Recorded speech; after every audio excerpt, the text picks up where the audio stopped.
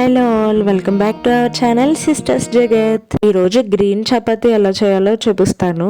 పాలకూర ఉంటే చాలు ఇది చేసుకోవడానికి. మీలో ఎంతమంది పాపాయ్ ద సైలర్ మ్యాన్ చూసారు? అందులో పాలకూర తినగానే ఇన్స్టెంట్గా స్ట్రాంగ్ అయినట్టు చూపిస్తారు కదా, ఎందుకంటే పాలకూర అంత మంచిది, కాల్షియం ఐరన్ పుష్కలంగా ఉంటాయి. చిన్న చిన్న పీసెస్గా కట్ చేసుకున్న పాలకూరని ఇలా వాష్ చేసుకోవాలి బాగా. తర్వాత ఒక బాండీ పెట్టుకొని అందులో ఈ పాలకూరని హీట్ చేయాలి. పాలకూరలో ఉన్న వాటర్తోనే ఉడికిపోతుంది. జనరల్గా పిల్లలు పాలకూర ఫ్రై అలాంటివి ఇష్టపడరు కదా, సో ఇలా ట్రై చేయండి. వీక్లీ ట్వైస్ అలా మన డైట్లో ఆకుకూరలు అయితే కంపల్సరీ ఉంచుకోవడం చాలా మంచిది.